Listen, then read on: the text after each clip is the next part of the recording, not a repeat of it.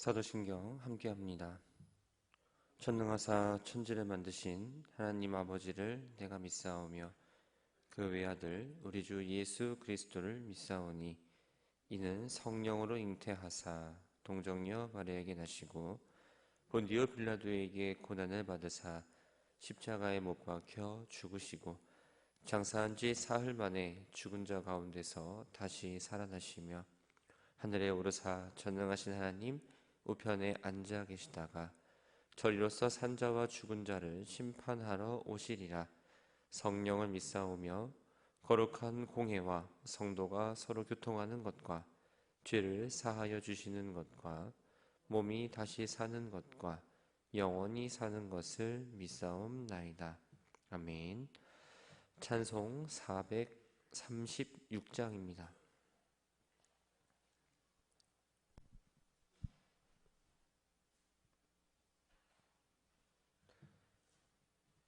찬송 436장 찬양합니다.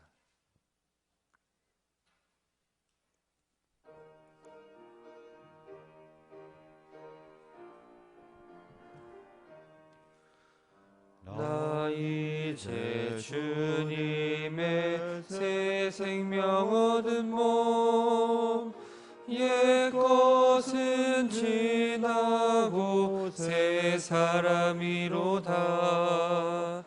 그 생명 내 맘에 강같이 흐르고 그 사랑 내게서 해같이 빛난다. 영생을 누리며 주 안에 살리라. 오늘도 내일도 주 함께 살리라. 주 안에 감추인 새 생명 얻으니 이전에 좋던 것 이제는 값없다. 하늘의 은혜와 평화를 맛보니 찬송과 기도로 주 함께 살리라.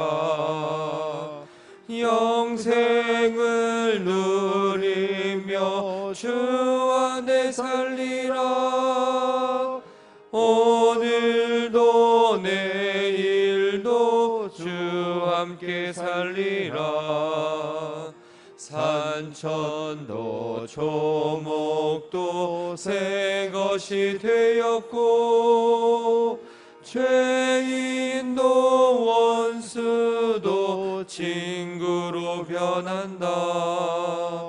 새 생명 얻은 자 영생을 누리니 주님을 모신 맘 새 하늘이로다. 영생을 누리며 주 안에 살리라. 오늘도 내일도 주 함께 살리라. 주 따라가는 길 험하고 멀어도 찬송을 부르며 뒤따라가리라. 나 주를 모시고 영원히 살리라. 날마다 섬기며 주 함께 살리라. 영생을 누리며 주 안에 살리라. 오늘도 내일도 주 함께 살리라. 구약성경 욥기 제5장 1절부터 마지막 절까지 말씀을 교독하겠습니다.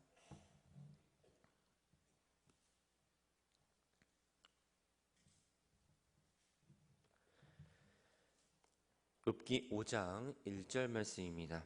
너는 부르짖어보라. 내게 응답할 자가 있겠느냐? 거룩한 자 중에 내가 누구에게로 향하겠느냐?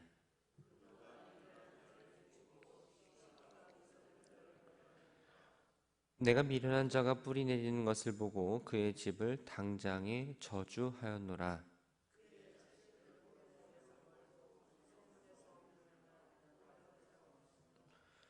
그가 추수한 것은 줄인 자가 먹되 덫에 걸린 것도 빼앗으며 올무가 그의 재산을 향하여 입을 벌리느니라.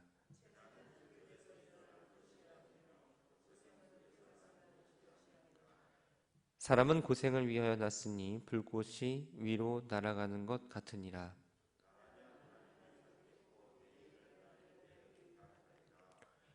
하나님은 헤아릴 수 없이 큰 일을 행하시며 기이한 일을 셀 수 없이 행하시나니 낮은 자를 높이 드시고 애극하는 자를 일으키사 구원에 이르게 하시느니라.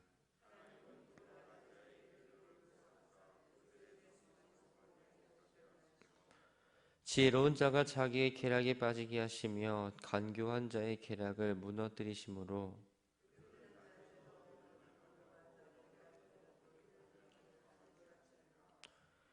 하나님은 가난한 자를 강한 자의 칼과 그 입에서 또한 그들의 손에서 구출하여 주시나니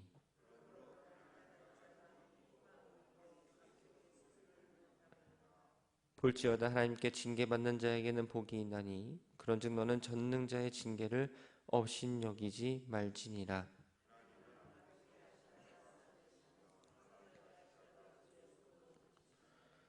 여섯 가지 환난에서 너를 구원하시며 일곱 가지 환난이라도 그 재앙이 내게 미치지 않게 하시며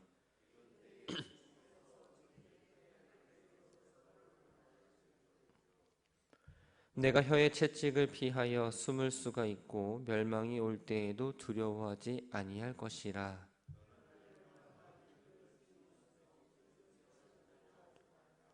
들에 있는 돌이 너와 언약을 맺겠고 들짐승이 너와 화목하게 살 것이니라.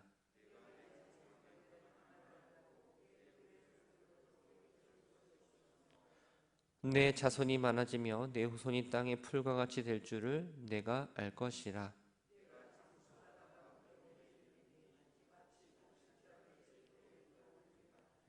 함께 읽겠습니다. 볼지어다 우리가 연구한 바가 이와 같으니 너는 들어보라. 그러면 내가 알리라. 아멘. 감사헌금 김순희 권사님, 번제예물 박상엽, 박라온, 최영근, 이종석, 이재혁, 이태훈, 고만복 주님께 예물 드렸습니다. 아버지 하나님, 새로운 나라 허락하시고 하루하루의 삶을 허락하시니 감사를 드립니다. 오늘 하루를 시작하기 전 주님 앞에 나와 말씀을 듣고 기도함으로 준비합니다. 새벽을 깨워서 이 자리에 나왔습니다. 변화에 민감하듯 하나님을 향한 시선과 귀 기울이도 민감하게 반응하기를 소망합니다. 흘러가는 물처럼 시간을 그냥 흘려보내지 않으며 주어진 시간 속에 하나님의 뜻과 마음을 읽는 귀한 시간이 되게 하옵소서. 새벽을 깨어 기도하는 이 시간이 하루를 준비하고 또한 감당할 수 있는 힘과 지혜를 얻는 시간, 하나님 앞에 한 발자국 더 나아가는 자리가 되게 하옵소서. 주님 앞에 나올 때에 여러 가지 모양으로 예물을 올려드립니다. 주신 은혜에 감사하여 예물을 준비하였고 자녀손들을 위한 기도 제목을 함께 담아 번지 예물을 드렸습니다.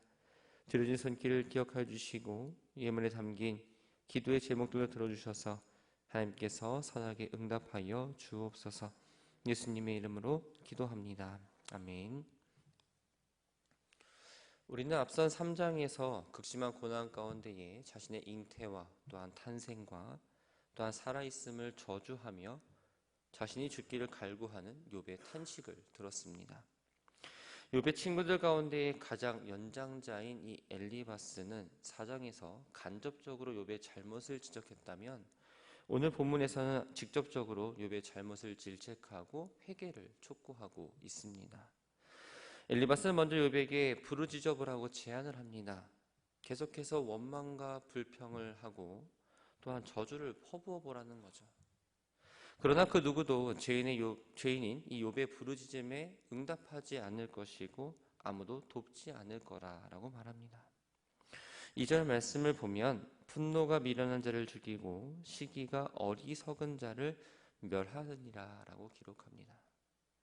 이 말은 격언으로서 이 고난 앞에서의 불평은 도리어 자신을 망하게 한다는 것을 이야기하는 내용입니다.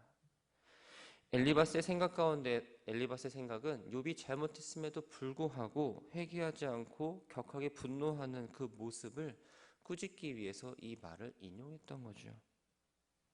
엘리바스는 욥이 겪는 이 재앙이 범죄에 따른 결과라는 사실을 말해주기 위해서 미련한 자가 멸망당한 사례를 이야기합니다. 여기서 미련한 자라는 말은 어리석은 사람이라기보다는 종교적으로 또 도덕적으로 타락한 사람을 의미하는데 쉽게 생각하면 악인으로 생각할 수 있습니다. 엘리바스는 미련한 자가 번성하는 것을 보고 저주했다라고 이야기합니다. 그 저주의 결과는 무엇입니까? 먼저 4절 말씀을 보면 그의 자식들은 구원에서 멀고 성문에서 억눌리나 구하는 자가 없다라고 이야기합니다.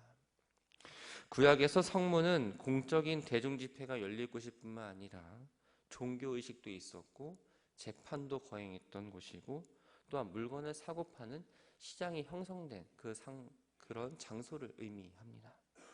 결국 엘리바스는 법정에서 억울한 판결을 당해도 그를 변호할 자가 구원할 자가 없고 결국 그 형벌을 당하게 되었다는 것을 의미하죠.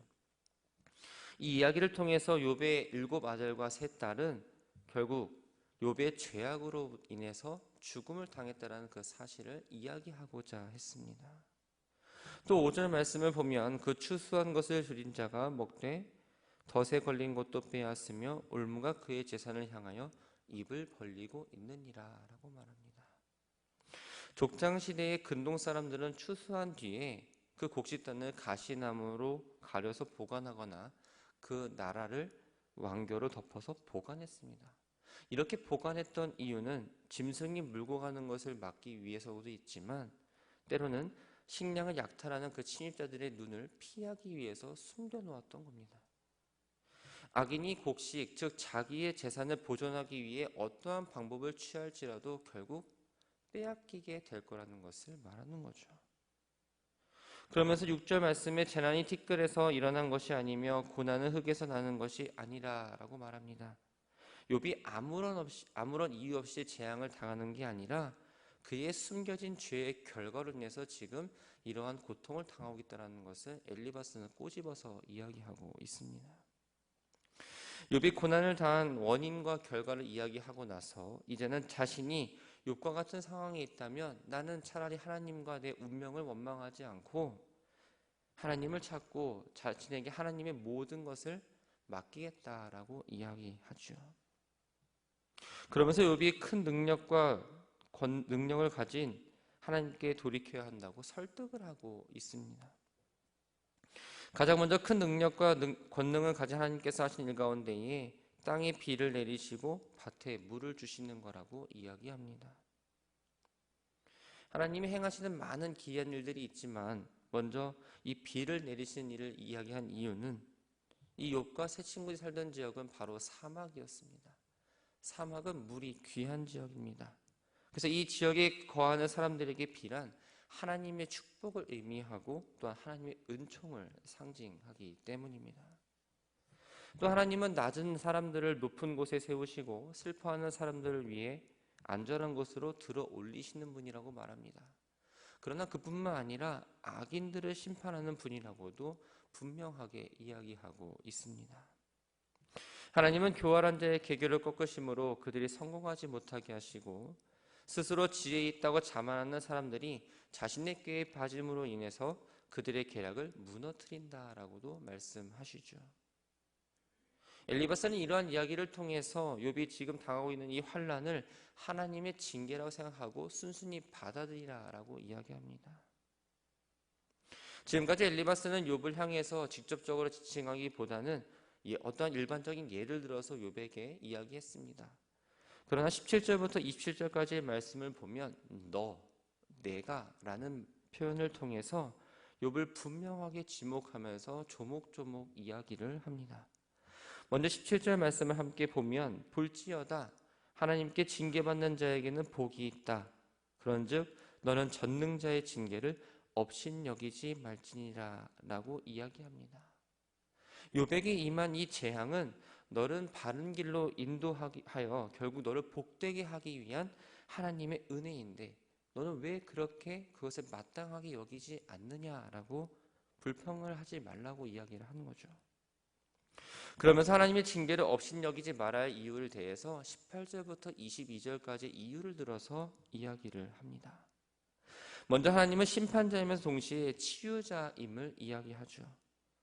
그리고 하나님의 회복 역사에 대해서 예를 들어서 이야기하고 있습니다. 하나님은 6가지 환난, 나아가 7가지 환난에서도 구원을 베푸시는 분이시다. 여기서 6가지, 7가지라는 표현은 어떠한 환난의 개수를 의미하는 것이 아니라 어떠한 환난이라도 하나님께서 그 구원을 베푸시는 분이라는 사실을 분명하게 이야기하고 있습니다. 하나님은 강하시고 또 하나님은 능력이 있으시며 자비로우신 분이라는 사실을 이야기를 하고 있는 거죠. 또 다른 이유는 기근과 전쟁을 가지고 또 거기서 구원하신다는 이야기를 하고 있습니다.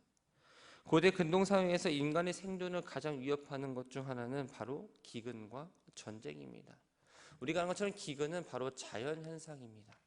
그리고 전쟁은 인간이 만들어낸 어떠한 재앙이라고 볼 수 있죠. 기근은 자연재해 가운데 가장 혹독한 것으로서 당시 농경사회와 또 목축을 하고 있는 이들에게 경제적으로 큰 타격을 주는 일이었습니다. 전쟁은 강대국이나 강한 종족들이 자신의 이익을 위해서 주변국이나 이민족들을 치는 어떠한 흔한 행위였죠. 특히 욥이 살던 이 족장시대에는 자신의 부족과 재산을 지키기 위해서 많은 노예를 거느리고 있었고 또한 이 노예들은 노예일 뿐만 아니라 유사시에는 군사로도 역할을 감당했습니다. 이렇게 인간의 힘으로 막을 수 없는 어떠한 기근이나 또한 언제 어디서 쳐들어올지를 모르는 이 전쟁의 상황 가운데서 자유로울 수 있는 건 바로 이 하나님의 도우심이 없이는 불가능하다는 것을 이야기하죠. 가장 혹독한 재앙으로부터 구원을 이야기함으로써 이 엘리바스는 욥에게 하나님의 징계를 업신여기지 말아야 한다는 것을 분명하게 강조하고 있습니다. 하나님의 징계와 연단에 대해서 순복하고 그때 회개할 때에 임할 축복에 대해서 이야기합니다. 불안과 공포를 조성하는 이 멸망과 기근 또한 들짐승을 두려워할 필요가 없다고 이야기합니다. 그의 장막에서는 평안을 찾을 것이며 그의 우리에 거하는 가축도 잃지 않고 보존하게 되고 욥의 자손들이 땅의 풀처럼 넘쳐나게 될 뿐 아니라 욥이 이 땅에서 오랫동안 장수를 누리다가 적당한 때에 죽음을 맞이할 거다라고 이야기합니다. 엘리바스는 이 모든 게 자신이 연구하고 관찰한 것이기 때문에 욥이 자신의 말을 듣고 자기가 죄인임을 인정하고 하나님께 돌이키라라고 계속적으로 이야기를 합니다. 오늘 주신 말씀을 정리합니다. 엘리바스는 고난당한 욥에게 만약 자신이 욥이라면 하나님께 내 모든 것을 맡기겠다라고 이야기했습니다. 하나님께 의탁하는 이 권면은 자신의 존재에 대해서 한계를 인정하고 하나님만이 절대적인 위로자이심을 고백하는 내용입니다. 또한 이것이 바로 최고의 위로입니다. 그런데 엘리바스의 권면을 좀 자세히 살펴보면 권면하는 듯 하지만 은근히 욥을 향한 비난이 담겨 있습니다. 자녀를 잃어버리고 낙심한 친구 욥에게 자식들이 잘못된 것은 바로 욥 너의 잘못이다라고 애둘러서 이야기를 했습니다. 교활한 자의 계교를 꺾으셔서 그들이 성공하지 못하게 하신 말을 통해서 바로 그런 자가 바로 너 욥이다라고 이야기합니다. 엘리바스가 어떠한 악한 의도를 가지고 말했다고 볼 수는 없지만 선한 의도가 있었다 할지라도 이 엘리바스의 말은 날카로운 창이 되어서 아마도 욥의 마음을 많이 아주 강하게 찔렀을 거라 생각이 듭니다. 사랑하는 성도 여러분, 우리가 혹시 이러한 실수를 범하진 않았는가를 한번 생각해 봐야 합니다. 흔히 우리가 누군가를 위로할 때 성경 구절을 가지고 위로하고 할 때가 있습니다. 그런데 오히려 이러한 행동이 자신의 의와 지혜를 자랑하고 있지는 않은가? 다른 사람을 위로한다고 이야기했지만 그 위로가 정말 진정한 위로로 다가갔는가를 생각해 봐야 됩니다. 다른 사람의 이야기를 듣습니다. 그런데 우리는 그 사람의 입장을 100% 이해해 줄 수는 없습니다. 그렇기 때문에 진정한 위로를 다 해주기라는 쉽지 않은 문제죠. 고난당한 이웃 앞에 말을 아끼시기 바랍니다. 내 말은 넣어두고 진정 위로와 구원은 하나님께 있음을 인정하고 나아가시기 바랍니다. 내가 위로하는 것이 아니라 하나님께서 진정한 위로자가 되어주셔서 일하실 수 있도록 우리는 기도해야 합니다. 들어줄 수는 있습니다. 하지만 내가 뭔가 나서서 위로해 준다고 생각하지 마시고 그 사람을 위해서 더욱 기도하고 하나님께서 이 땅에 줄 수 없는 그 큰 위로를 줄 수 있도록 기도하시기 바랍니다. 그래서 우리가 진정한 위로자의 삶, 엘리바스 같은 그런 모습으로 다른 사람들 위로하는 것이 아니라 그 사람이 정말 하나님의 위로를 받을 수 있도록 다리의 역할을 잘 감당하는 저와 여러분들이 되기를 주님의 이름으로 축원합니다. 광고 말씀드립니다. 이용호 권사님께서 건강 문제로 인해서 검사를 받기 위해 입원 중에 계십니다. 검사 결과가 잘 나올 수 있도록 또한 아픈 그런 건강 상태가 조금 더 회복될 수 있도록 이 시간 함께 기도했으면 좋겠습니다. 참 좋으신 주님, 고통과 어려움에 빠져있는 이들을 아무 말 없이 따뜻한 눈으로 바라보지 못했고 마음을 다해 따뜻하게 손잡아 주기보다 엘리바스와 같이 내가 아는 지식과 경험으로 다른 사람들을 위로하며 나아갈 때가 많았습니다. 다른 사람의 이야기를 듣고 상황을 공감하는 듯 했으나 진정으로 위로하고 또한 그들의 마음을 배려하지 못할 때도 있었습니다. 우리가 누군가를 위로할 때 내 말은 넣어두고 진정한 위로는 하나님만이 하실 수 있음을 인정하며 고통당하는 이들의 그 소리에 귀 기울이고 기도하는 성도들 되게 하여 주옵소서. 이용호 권사님 건강 문제로 인해서 검사 결과로 인해 병원에서 입원 중에 계십니다. 그의 마음을 붙잡아 주시고 또한 좋은 결과로 인해 또한 건강이 회복되어 함께 예배드리고 또한 세워진 그 자리에서 맡겨진 모든 본분을 잘 감당하며 나아가는 권사님의 삶이 될 수 있도록 주님 붙잡아 주옵소서. 이 시간 기도할 때에 우리의 기도가 이기적인 기도가 되지 않기를 소망합니다. 하나님 앞에 진실함으로 나아가고 또한 이 시간 나의 이야기만 하고 돌아가는 것이 아니라 하나님의 음성을 듣고 돌아가는 시간 되게 하옵소서. 이 교회 문을 나가 세상에 살면 참으로 치열하게 삶을 살아갑니다. 연약한 존재이지만 나에게 주어진 역할도 여러 가지가 있습니다. 감당할 수 있는 지혜와 능력을 주시고 또한 건강을 허락하셔서 주님을 예배하는 데에도 또한 주님께 주신 사명을 감당하는 데에도 또한 세상 속에서 맡겨진 모든 일들도 부정함 없게 감당하는 오늘의 한날이 되게 하여 주옵소서. 주님께서 인도하심을 따라 걸어갑니다. 하루를 마치고 돌아볼 때에 또한 주님 나와 오늘 함께 하심에 감사드린다는 그 고백으로 하루를 마무리할 수 있도록 주님 그 마음과 이 인생들을 붙잡아 주옵소서. 모든 것 감사드리며 예수님의 이름으로 기도합니다. 아멘. 하늘에 계신 우리 아버지여, 이름이 거룩히 여김을 받으시오며 나라가 임하시오며 뜻이 하늘에서 이루어진 것 같이 땅에서도 이루어지리이다. 오늘 우리에게 일용할 양식을 주시옵고 우리가 우리에게 죄 지은 자를 사하여 준 것 같이 우리의 죄를 사하여 주시옵고 우리를 시험에 들게 하지 마시옵고 다만 악에서 구하시옵소서. 나라와 권세와 영광이 아버지께 영원히 있사옵나이다. 아멘.